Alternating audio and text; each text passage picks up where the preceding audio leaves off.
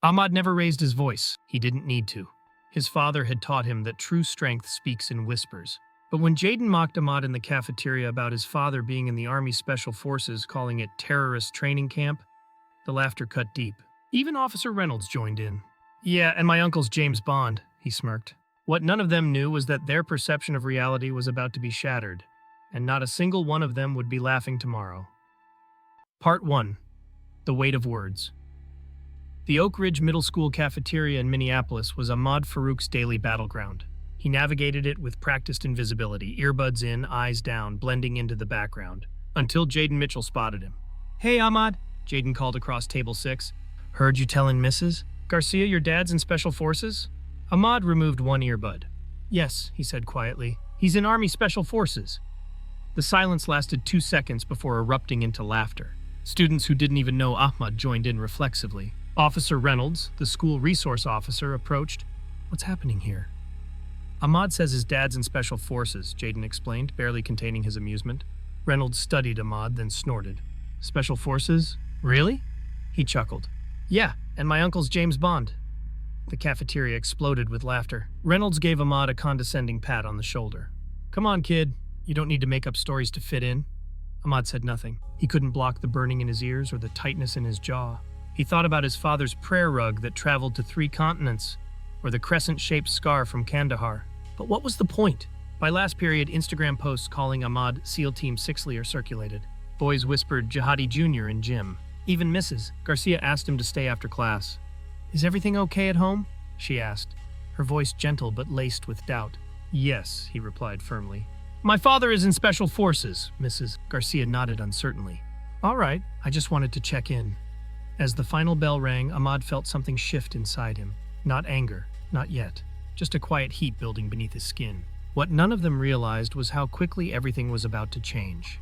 Part 2. Shadows and Steel. Ahmad sat in Mr. Coleman's geometry class the next afternoon, barely seeing the equations on the board. His mind replayed yesterday's humiliation on endless loop, each laugh, each whisper, each dismissive glance. His father's words echoed in his head. "Truth doesn't need applause, Ahmad." Samir Farouk had always spoken that way, in measured, meaningful sentences that Ahmad collected like treasures.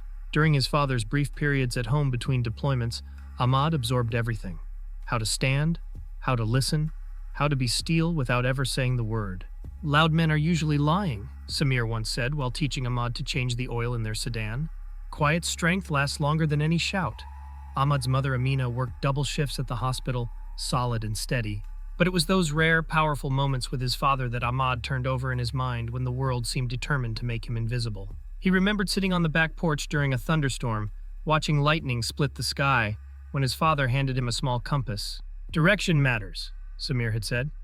"Not just where you're going, but who you are when you get there." None of that translated to middle school social currency. None of it mattered when Officer Reynolds laughed at him in front of everyone. The classroom door opened, interrupting Ahmad's thoughts. Miss Patel, the office assistant, leaned in and whispered something to Mr. Coleman. "Ahmad," Mr. Coleman called. "You're being checked out. Take your things." Ahmad froze. His mother was working and his father wasn't due back for weeks. Confused, he grabbed his backpack and followed Miss Patel into the hall. "Who's checking me out?"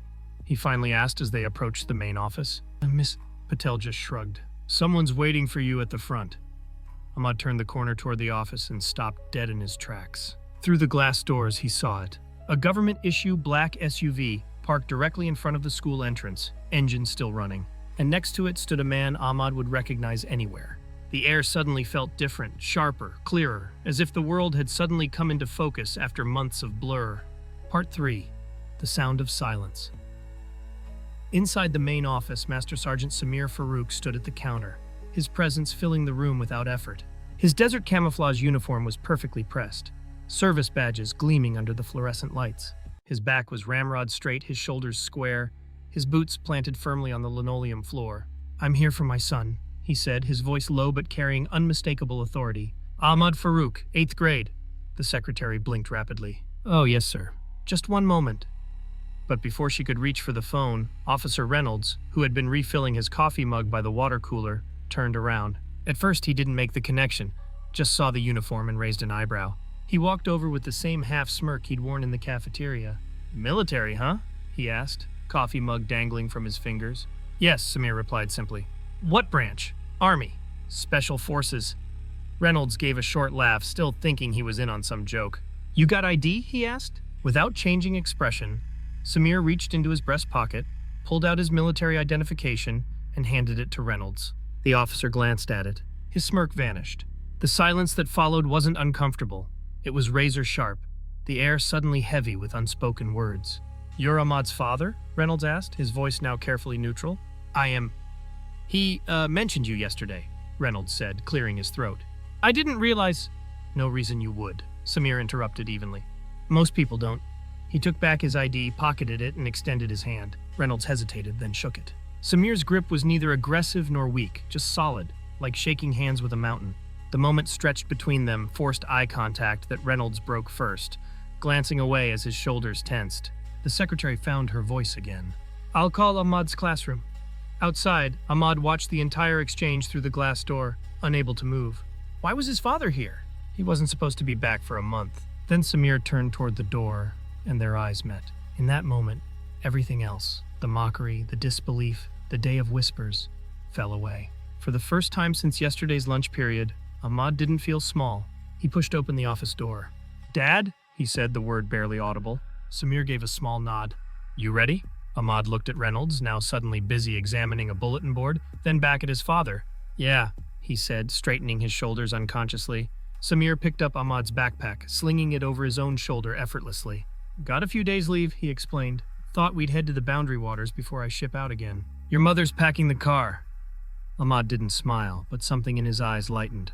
As they walked out, Reynolds followed them to the door. Sergeant Farouk, he called. Samir turned, one hand resting lightly on Ahmad's shoulder. Part 4. The Weight of Truth. Reynolds stood in the doorway, suddenly looking smaller than Ahmad remembered. Less certain, less imposing. The officer's eyes darted between Samir and Ahmad before settling on the father. Reynolds began. I may have misjudged the situation yesterday. Samir said nothing, his hand remaining steady on Ahmad's shoulder. I want to apologize to your son, Reynolds continued, turning to Ahmad. I was out of line. Ahmad felt something shift inside him. Not satisfaction exactly, but a quiet settling, like dust finally coming to rest after being disturbed. Thank you, sir, Ahmad said quietly. Samir nodded once to Reynolds. We appreciate that. As they walked to the SUV, Ahmad could feel eyes on them through the school windows. Jaden and 2 other boys pressed against the library glass, mouths slightly open. Mrs. Garcia stood in her classroom doorway, watching with a mixture of surprise and understanding dawning on her face. But Ahmad hardly noticed. Walking beside his father, he felt himself standing taller, his steps matching the steady rhythm of his father's boots on the pavement. Did you come back because of what happened? Ahmad asked as they reached the vehicle. Samir opened the passenger door. No, orders changed. Got lucky with the timing. He paused, looking directly at Ahmad. Would it have mattered if I did?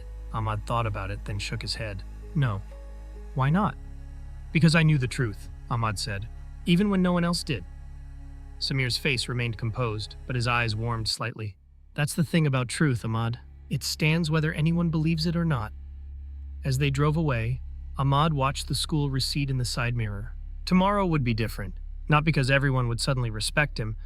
He was wise enough to know better, but because he understood something now that he hadn't fully grasped before. His father's quiet dignity wasn't about proving anything to anyone. It was about knowing who you are when no one is watching and remaining that person when everyone is. The SUV turned onto the highway, leaving Oak Ridge Middle School behind. Ahmad felt the tension of the past 2 days melt away as his father reached over and turned on the radio. Your mother made your favorite for dinner, Samir said. That spicy chicken you like? Ahmad smiled, a real smile this time. Sounds good. Sometimes, he realized, the loudest statement is the one you never have to make. The truth, as his father had taught him, doesn't need applause. Enjoying our stories? Don't forget to hit that subscribe button so you won't miss any of our upcoming content.